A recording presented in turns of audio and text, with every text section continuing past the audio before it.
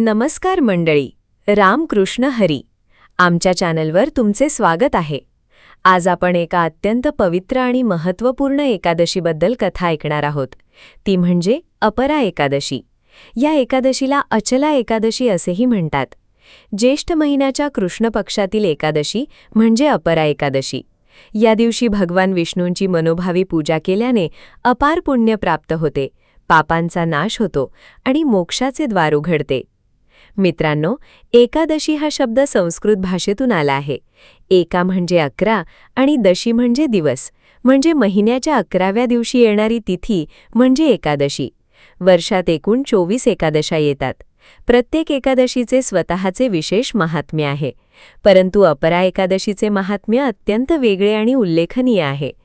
आज आपण या व्हिडिओमध्ये अपरा एकादशीची मूळ कथा, तिचे महात्म्य, या एकादशीचे व्रत केल्याने कोणते फायदे होतात, या सर्व गोष्टी सविस्तरपणे जाणून घेणार आहोत.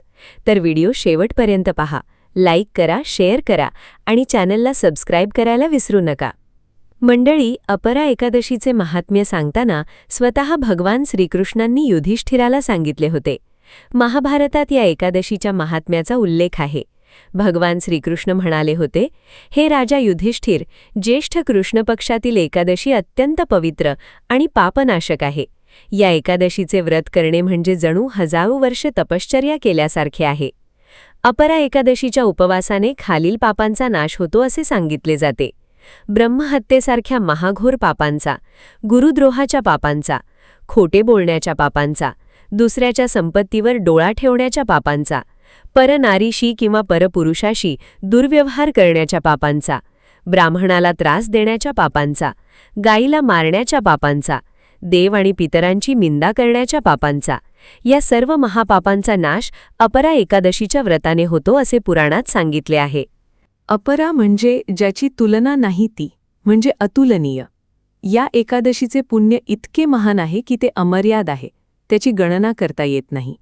म्हणूनच या एकादशीला अपरा हे नाव देण्यात आले आहे. पद्मपुराणात सांगितले आहे की या एकादशीचा उपवास केल्याने मनुष्य कुरुक्षेत्राच्या तीर्थक्षेत्री स्नान केल्याचे, काशी विश्वनाथाचे दर्शन घेतल्याचे, गया येथे पितरांचे श्राद्ध केल्याचे पुण्य प्राप्त होते. एवढेच नव्हे तर बद्रीनारायण, केदारनाथ, रामेश्वर येथे तीर्थयात्रा केल्याचे फळ या एकादशीच्या व्रतामुळे मिळते. मित्रांनो, आज या युगात आपण सर्वत्र तीर्थयात्रा करायला जाऊ शकत नाही, परंतु अपरा एकादशीचे व्रत केल्याने सर्व तीर्थांचे पुण्य घरी बसून मिळते. हे किती अद्भुत आहे ना? मित्रांनो, आता आपण अपरा एकादशीची मूळ कथा ऐकूया. ही कथा पद्मपुराणात सांगितली आहे. फार वर्षापूर्वी एका सुंदर राज्यात महिध्वज नावाचा एक धर्मपरायण राजा राज्य करीत असे. राजा महिध्वज अत्यंत प्रजाप्रिय, न्यायी आणि भगवान विष्णूचा परमभक्त होता. तो नेहमी प्रजेचे कल्याण करण्यात तत्पर असे. त्याच्या राज्यात सुखसमृद्धी होती, प्रजा आनंदाने राहत होती. परंतु राजा महिध्वजाला एक दुःख होते. त्याचा धाकटा भाऊ वज्रध्वज हा अत्यंत दुष्ट, क्रूर आणि पापी होता. वज्रध्वजाला आपल्या मोठ्या भावाबद्दल द्वेष होता. राजाचे वैभव, राजाची कीर्ती पाहून तो आतून जळत असे. त्याला राज्य हस्तगत करायचे होते. एके दिवशी वज्रध्वजाने आपल्या मनातील दुष्ट विचार कृतीत आणण्याचा निश्चय केला. रात्रीच्या अंधारात त्याने आपल्या निष्पाप, सुनिद्रित मोठ्या भावाला, राजा महिध्वजाला ठार मारले आणि एवढ्यावरच न थांबता त्याने त्याचे शव जंगलातील एका पिंपळाच्या झाडाखाली गाडून टाकले. हे किती भयंकर पाप होते! आपल्याच ज्येष्ठ भावाची हत्या करणे हे सर्वात मोठे पाप मानले जाते. परंतु वज्रध्वजाला त्याची पर्वा नव्हती. तो राजसिंहासनावर बसला आणि राज्य करू लागला. मृत झालेला राजा महिध्वज आपल्या अपमृत्यूमुळे आणि अतृप्त आत्मा म्हणून त्याच पिंपळाच्या झाडावर राहू लागला. त्याचा आत्मा भटकत होता. रात्री तो झाडावरून खाली उतरत असे, वणवण फिरत असे, वाटसरूंना भयभीत करत असे, जंगलातून आवाज करत असे. तो प्रेत योनीत अडकला होता. अशा प्रकारे अनेक वर्ष उलटली. राजा महिध्वजचा आत्मा त्या जंगलात भटकतच राहिला. त्याला मुक्ती मिळत नव्हती, शांती मिळत नव्हती. एकदा त्याच जंगलातून धौम्य नावाचे एक महान ऋषी चालत जात होते. धौम्य ऋषी हे अत्यंत तपस्वी, ज्ञानी आणि दूरदर्शी होते. त्यांना दिव्य दृष्टी प्राप्त होती. जंगलात त्या पिंपळाच्या झाडाजवळून जाताना त्यांनी एक विचित्र गोष्ट पाहिली. एका महान पिंपळाच्या झाडावर एक भयंकर आकृती बसलेली होती. तो होता राजा महीध्वजाचा भटकाता आत्मा. धौम्य ऋषींनी आपल्या दिव्य दृष्टीने ओळखले की हा एक राजपुरुष आहे जो अकाल मृत्यूमुळे आणि अपमृत्यूमुळे प्रेतयोनीत अडकला आहे. धौम्य ऋषी थांबले. त्यांनी मनातून विचार केला, या आत्म्याला कशाची तरी आवश्यकता आहे. या बिचाऱ्याला मुक्ती मिळवून देणे माझे कर्तव्य आहे.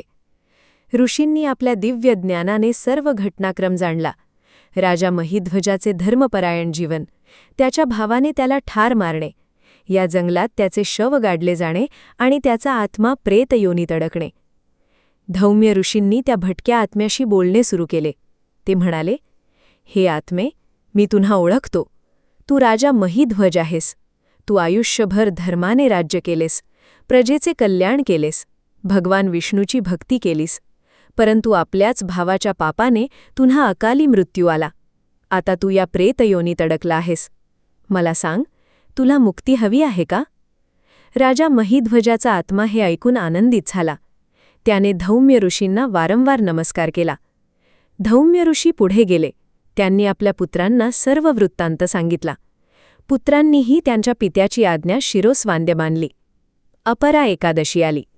धौम्य ऋषींच्या पुत्रांनी त्या दिवशी विधीपूर्वक उपवास केला. पहाटे लवकर उठून स्नान केले. भगवान विष्णूची षोडशोपचार पूजा केली. विष्णू सहस्त्रनाम पठण केले. तुळशीपत्र अर्पण केले. दीपदान केले. भजन कीर्तन केले. संपूर्ण दिवस जप, ध्यान आणि भगवंताच्या स्मरणात घालवला. संध्याकाळी सूर्यास्तानंतर त्यांनी त्या उपवासाचे, पूजेचे, पठणाचे संपूर्ण पुण्य भगवान विष्णूंच्या चरणी अर्पण करत म्हटले, हे प्रभो, आज आम्ही केलेल्या या अपरा एकादशीच्या व्रताचे जे पुण्य आहे ते सर्व राजा महीध्वजाच्या मुक्तीसाठी अर्पण करतो. आपल्या कृपेने त्या आत्म्याला शांती आणि मुक्ती मिळो. त्या क्षणी एक अलौकिक घटना घडली. त्या जंगलातील पिंपळाच्या झाडावरून एक दिव्य तेज बाहेर पडले. राजा महीध्वजाचा आत्मा त्या प्रेतयोनीतून मुक्त झाला. स्वर्गातून एक दिव्य विमान आले. देवदूत त्या आत्म्याला घेण्यासाठी आले. राजा महीध्वजाचा आत्मा त्या विमानात बसला आणि स्वर्गलोकाकडे निघाला. जाताना राजा महीध्वजाचा आत्मा म्हणाला, धौम्य ऋषींच्या पुत्रांचे आभारी आहे. अपरा एकादशीच्या व्रताच्या पुण्यामुळे माझी मुक्ती झाली. भगवान विष्णूंचा जय असो. अपरा एकादशी माता की जय. मित्रांनो, अपरा एकादशीशी संबंधित आणखी एक अत्यंत प्रेरणादायक कथा आहे. ही कथा राजा इंद्रसेनाची आहे. प्राचीन काळी इंद्रसेन नावाचा एक राजा होता. तो मूळचा धर्मपरायण होता. परंतु एके दिवशी त्याने चुकीच्या संगतीत पडून अनेक पापे केली. त्याने ब्राह्मणांचा अपमान केला, देवतांची निंदा केली, खोटे बोलला, दुसऱ्यांच्या हक्काच्या गोष्टी बळकावल्या. त्याचे हे पापी जीवन पाहून भगवान विष्णू दुखावले गेले. जेव्हा राजा इंद्रसेनाचा मृत्यू झाला तेव्हा त्याला यमलोकात जावे लागले. यमराजाने त्याची चित्रगुप्ताने लिहिलेली पापाची नोंद उघडली. त्याने बघितले की राजाने असंख्य पापे केली आहेत. त्याला नरकाची शिक्षा ठोठावण्यात आली. राजा इंद्रसेन नरकात गेला. तेथे त्याला अनेक यातना सहन कराव्या लागल्या. वेळ जात होता, परंतु शिक्षा संपत नव्हती. एकदा नारद मुनी विष्णू लोकाकडून येत असताना यमलोकातून जात होते. त्यांनी राजा इंद्रसेनाला नरकात पाहिले. नारदजी थांबले आणि त्यांनी विचारले, हे राजा इंद्रसेना, तू येथे कसा? तू आयुष्यात काही चांगलेही केले होतेस ना? राजाने दुःखाने उत्तर दिले, महर्षे, मी आयुष्यात खूप पापे केली. माझ्या या पापांची मला शिक्षा मिळत आहे. मला माहीत नाही मी येथून कधी मुक्त होईन. नारदजी म्हणाले, राजा, एक उपाय आहे. तुझ्या राज्यातील काही ब्राह्मण आणि तुझ्या प्रजेतील लोक अपरा एकादशीचे व्रत करतात. त्यांना सांग की त्या व्रताचे पुण्य तुला अर्पण करावे. त्या पुण्याने तुझ्या पापांचा नाश होईल आणि तुला मुक्ती मिळेल. परंतु राजाचे नरकातून बाहेर जाऊन प्रजेशी बोलणी शक्य नव्हते. मग नारदजींनी स्वतः राजाच्या राज्यात जाऊन तेथील ब्राह्मणांना आणि प्रजेला ही गोष्ट सांगितली. राजाच्या प्रजेने आणि ब्राह्मणांनी पुढील अपरा एकादशीला विधीपूर्वक व्रत केले आणि ते पुण्य राजा इंद्रसेनाला अर्पण केले. त्या पुण्याच्या प्रभावाने राजाच्या पापांचा नाश झाला. यमराजाने त्याला नरकातून मुक्त केले आणि तो स्वर्गलोकाला गेला. मित्रांनो, या दोन्ही कथांवरून एक गोष्ट स्पष्ट होते की अपरा एकादशीचे व्रत हे असे एक महापुण्य कर्म आहे जे प्रेतयोनी आणि नरकातील आत्म्यांनाही मुक्ती मिळवून देऊ शकते. मग आपण जे जिवंत आहोत, आपल्याला किती फायदा होईल याचा विचार करा. मित्रांनो, अपरा एकादशीशी जोडलेली आणखी एक कथा आपण ऐकूया. ही कथा एका ब्राह्मणाची आहे. एक ब्राह्मण होता जो मूळचा विद्वान होता, परंतु त्याने आपल्या ज्ञानाचा दुरुपयोग केला. तो खोट्या गोष्टी शिकवत असे, लोकांना फसवत असे, चुकीचा धर्म सांगत असे आणि स्वतः पापाचरण करत असे. ब्राह्मणाने पापे केली म्हणजे त्याची शिक्षाही तीव्र असते, कारण ज्याला अधिक ज्ञान आहे त्याची जबाबदारीही अधिक असते. त्या ब्राह्मणाच्या आयुष्यात अनेक संकटे येऊ लागली. त्याची पत्नी आजारी पडली, मुलांना त्रास झाला, शेतीतही नुकसान झाले. एक दिवस एका साधूने त्याला सांगितले, हे ब्राह्मणा, तू आयुष्यभर पापे केलीस म्हणून हे सर्व त्रास होत आहेत. पश्चाताप कर आणि पापनाशासाठी अपरा एकादशीचे व्रत कर. त्या ब्राह्मणाने पश्चाताप केला. मनापासून वाईट वाटले. त्याने ठरवले की यापुढे पापाचरण सोडायचे आणि अपरा एकादशीचे व्रत करायचे. अपरा एकादशीला त्याने विधीपूर्वक उपवास केला. रात्रभर जागून विष्णू नामाचा जप केला. भगवान विष्णूंच्या चरणी मनापासून क्षमा याचना केली. त्याने म्हटले, हे प्रभू, मी आजवर अनेक पापे केली. ज्ञान असूनही मी चुकलो. क्षमा करा. या एकादशीच्या पुण्यामुळे माझ्या पापांचा नाश होवो आणि मला सन्मार्ग मिळो. भगवान विष्णूंनी त्याची प्रार्थना ऐकली. त्या रात्री त्या ब्राह्मणाला स्वप्नात भगवान विष्णूंनी दर्शन दिले आणि सांगितले, तुझ्या पश्चातापाने आणि या एकादशीच्या व्रताने तुझी सर्व पापे नष्ट झाली आहेत. यापुढे सत्य मार्गाने चाल, धर्माने वाग. दुसऱ्या दिवसापासून त्या ब्राह्मणाचे जीवन पूर्णपणे बदलले. त्याच्या कुटुंबातील सर्व संकटे नाहीशी झाली. पत्नी बरी झाली, मुले सुखी झाली. तो पुढे एक महान धर्म उपदेशक बनला. मित्रांनो, अपरा एकादशीच्या दिवशी काही गोष्टी करणे अत्यंत आवश्यक आहे आणि काही गोष्टी टाळणे आवश्यक आहे. चला जाणून घेऊया. एकादशीला नक्की करावे. भगवान विष्णूंची मनापासून पूजा करावी. तुळशीपत्र अर्पण करावे. भगवान विष्णूंना तुळशी अत्यंत प्रिय आहे. विष्णू सहस्रनाम पठण करावे. भगवद्गीतेचे वाचन करावे. दानदक्षिणा द्यावी. ब्राह्मणांना, गरिबांना, अनाथांना अन्नदान किंवा वस्त्रदान करावे. रात्री जागरण करावे. पूर्ण दिवस सत्संगात, भजनात घालवावा. क्षमाशील व्हावे. या दिवशी मनात कोणाबद्दलही राग, द्वेष ठेवू नये. मनापासून ईश्वराला शरण जावे. एकादशीला करू नये. तांदूळ, भात एकादशीला खाऊ नये. हे सर्वात महत्त्वाचे आहे. असे सांगतात की एकादशीला तांदूळ खाणे म्हणजे पाप होय. कांदा, लसूण, मांस, मच्छी खाऊ नये. खोटे बोलू नये. भांडण तंटा करू नये. दुसऱ्यांची निंदा करू नये. व्यसन, दारू, तंबाखू यांचे सेवन करू नये. हातून पाप होईल असे कार्य करू नये. आळस करू नये. दिवसभर झोपू नये. उपवास केला असेल तर व्रत अर्धवट सोडू नये. कोण उपवास करू शकत नाही? आजारी व्यक्ती, गर्भवती महिला, अगदी लहान मुले यांना उपवास करणे शक्य नसल्यास ते फक्त फळे आणि दूध घेऊ शकतात. परंतु पूजा, भजन, नामस्मरण नक्की करावे. स्टार, अपरा एकादशीचे व्रत केल्याचे फायदे. मित्रांनो, अपरा एकादशीचे व्रत केल्याने अनेक आध्यात्मिक, मानसिक आणि शारीरिक फायदे होतात. आध्यात्मिक फायदे: सर्व पापांचा नाश होतो. मोक्षाचा मार्ग सुकर होतो. पितरांना शांती मिळते. कुळाचे उद्धार होते. भगवान विष्णूंची कृपा प्राप्त होते. या व्रताने अश्वमेध यज्ञाचे पुण्य मिळते असे सांगितले जाते. सर्व तीर्थक्षेत्रांच्या यात्रेचे फळ मिळते. मानसिक फायदे: मन शांत होते. वाईट विचार, नकारात्मक भावना कमी होतात. आत्मविश्वास वाढतो. एकाग्रता वाढते. जीवनात उद्देश आणि दिशा मिळते. मनातील भय आणि चिंता कमी होते. सामाजिक फायदे: उपवास केल्याने संयम येतो. दान केल्याने दातृत्व वाढते. इतरांसाठी पुण्य केल्याने करुणा वाढते. सत्संगाने चांगल्या लोकांशी संपर्क होतो. मित्रांनो, हे फायदे केवळ श्रद्धेने व्रत केल्यावरच मिळतात. फक्त उपवास करून चालत नाही, मनापासून भक्ती केली पाहिजे. मित्रांनो, अपरा एकादशीच्या दिवशी खालील मंत्रांचा जप करावा. मुख्य मंत्र: ओम नमो भगवते वासुदेवाय. हा मंत्र भगवान विष्णूंचा द्वादशाक्षरी मंत्र आहे. हा किमान 108 वेळा जपावा. विष्णू गायत्री मंत्र: ओम नारायणाय विद्महे वासुदेवाय धीमहि तन्नो विष्णुः प्रचोदयात्. एकादशी व्रताचा संकल्प मंत्र: मम सकल पाप क्षयपूर्वक श्री परमेश्वर प्रीत्यर्थम ज्येष्ठ कृष्ण एकादश्यां व्रतं करिष्ये. पारण मंत्र: अज्ञान तिमिरांधस्य ज्ञानांजनशलाकया चक्षुरुन्मीलितं येन तस्मै श्री गुरवे नमः. तुळशी पूजन मंत्र: तुलसी श्री सखी शुभे पापहारिणी पुण्यदे नमस्ते नारदनुते नारायण मनःप्रिये. भगवान विष्णूंना अर्पण करताना: इदं व्रतफलं देव तुभ्यमेव समर्पयामि. गृहाण परमेशान भक्तिं मे सर्वदा करू. मित्रांनो, हे मंत्र उच्चारताना मनात भगवान विष्णूंची प्रतिमा ठेवा. श्रद्धेने, भक्तीने जप करा. मंत्राचा अर्थ समजून घेऊन जप केला तर फायदा अधिक होतो. मित्रांनो, ज्योतिषशास्त्राच्या दृष्टिकोनातूनही अपरा एकादशीला विशेष महत्त्व आहे. एकादशी तिथी म्हणजे चंद्र आणि सूर्य यांच्या विशिष्ट स्थितीतील तिथी. या दिवशी चंद्राचे विशेष स्थान असते, ज्यामुळे मानवी मन आणि भावना यांच्यावर विशेष प्रभाव पडतो. आपले मन चंद्राशी जोडलेले आहे. चंद्र जसा समुद्राला भरती आणतो, तसा तो मानवी मनावरही परिणाम करतो. एकादशीच्या दिवशी उपवास केल्याने शरीरातील विषारी घटक बाहेर पडतात, पचनसंस्था आराम घेते, मन शांत होते, आत्म्याशी जोडणे अधिक सुलभ होते. ज्येष्ठ महिन्यात येणारी अपरा एकादशी उन्हाळ्याच्या उत्तरार्धात येते. या काळात शरीरात उष्णता जास्त असते. उपवास केल्याने शरीरातील उष्णता संतुलित होते. ज्योतिषानुसार कुंडलीत जर चंद्र, शुक्र किंवा गुरु यांच्याशी संबंधित दोष असतील तर अपरा एकादशीचे व्रत त्या दोषांचे निवारण करायला मदत करते.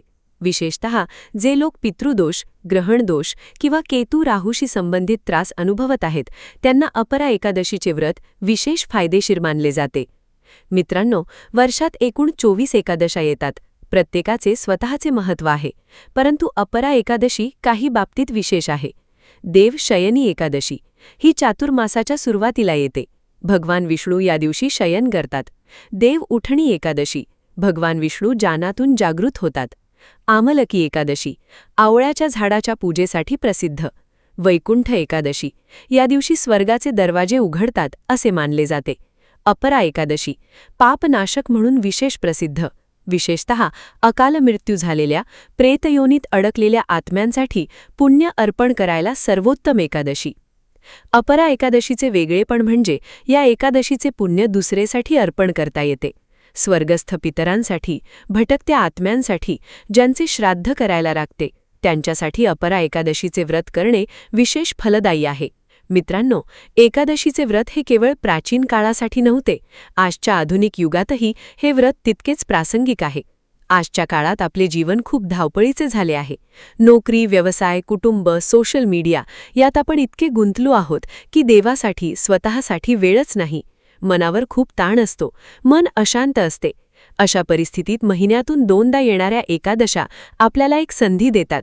थांबायची, श्वास घ्यायची, स्वतःशी जोडण्याची आणि देवाशी जोडण्याची संधी.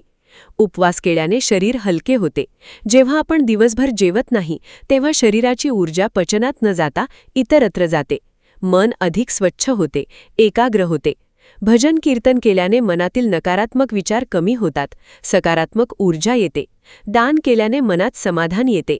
आधुनिक विज्ञानही आता सांगत आहे की इंटरमिटेंट फास्टिंग म्हणजे अधूनमधून उपवास करणे शरीरासाठी आणि मनासाठी फायदेशीर आहे.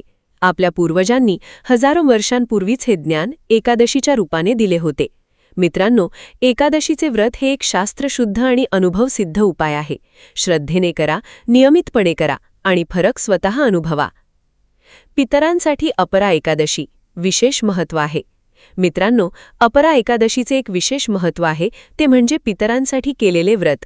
ज्यांचे आई वडील, आजी आजोबा किंवा इतर कोणते जवळचे नातेवाईक अकाली गेले असतील, ज्यांना श्राद्ध नीट करता आले नाही, ज्यांच्या अंत्यविधीत काही राहून गेले असेल, त्यांनी अपरा एकादशीचे व्रत करावे आणि ते पुण्य त्या नातेवाईकांच्या नावाने अर्पण करावे. पितरांसाठी पुण्य अर्पण करण्याचा विधी. व्रत करताना संकल्पात सांगावे की माझ्या नातेवाईकांचे नाव, यांच्या आत्म्याच्या शांतीसाठी मी हे व्रत करते. या व्रताचे पुण्य त्यांना मिळो, त्यांना सद्गती मिळो. असे केल्याने पितरांना शांती मिळते आणि व्रत करणाऱ्यालाही पितृऋणातून मुक्तता मिळते. अनेकांना वाटते की श्राद्ध, पितृपक्ष यांशिवाय पितरांसाठी काय करता येते? अपरा एकादशी हे एक उत्तम माध्यम आहे. वर्षभर कधीही आपल्या पितरांसाठी हे पुण्य अर्पण करता येते. मित्रांनो, आपले पितर आपल्याकडून कशाची अपेक्षा करतात? ते अपेक्षा करतात की आपण चांगले जगावे, धर्माने वागावे आणि वेळोवेळी त्यांचे स्मरण करावे. अपरा एकादशीचे व्रत हे त्यांच्यासाठी आपण करू शकणारे एक महान कार्य आहे. मित्रांनो, आपण आज अपरा एकादशीबद्दल सविस्तर माहिती घेतली. चला एकदा सारांश करूया. अपरा एकादशी म्हणजे काय? ज्येष्ठ कृष्ण पक्षातील एकादशी म्हणजे अपरा एकादशी. हिलाच अचला एकादशी असेही म्हणतात. अपरा म्हणजे काय? अपरा म्हणजे अतुलनीय, अमर्याद, ज्याची तुलना कशाशीही होत नाही असे पुण्य देणारी एकादशी. या व्रताचे मुख्य फायदे काय? सर्व पापांचा नाश, पितरांना मुक्ती, मोक्षप्राप्ती, सर्व तीर्थांचे पुण्य, मानसिक शांती. व्रत कसे करावे? दशमीपासून सावधगिरी, एकादशीला पहाटे स्नान, विष्णुपूजा, उपवास, जपध्यान, रात्री जागरण, द्वादशीला पारण. विशेष काय? दुसऱ्यांसाठी, विशेषतः पितरांसाठी पुण्य अर्पण करता येते. मित्रांनो, धर्म हे केवळ कर्मकांड नव्हे. धर्म म्हणजे योग्य प्रकारे जगणे, देवावर श्रद्धा ठेवणे, इतरांचे भले करणे. अपरा एकादशीचे व्रत हे आपल्याला या सर्व गोष्टी शिकवते. आजपासूनच संकल्प करा, मी अपरा एकादशीचे व्रत करेन, भगवान विष्णूंची भक्ती करेन, माझ्या पितरांसाठी पुण्य अर्पण करेन. भगवान विष्णूंच्या कृपेने आपण सर्वजण सुखी, समृद्ध आणि धर्मनिष्ठ राहूया. अपरा एकादशी माता की जय, भगवान विष्णू की जय. हरि ओम तत्सत. मित्रांनो, हा व्हिडिओ आवडला असेल तर लाईक करा, शेअर करा आणि अशाच धार्मिक माहितीसाठी आमच्या चॅनलला सबस्क्राईब करा. खाली कमेंट करा आणि सांगा, तुम्ही अपरा एकादशीचे व्रत करता का? जय श्रीहरी.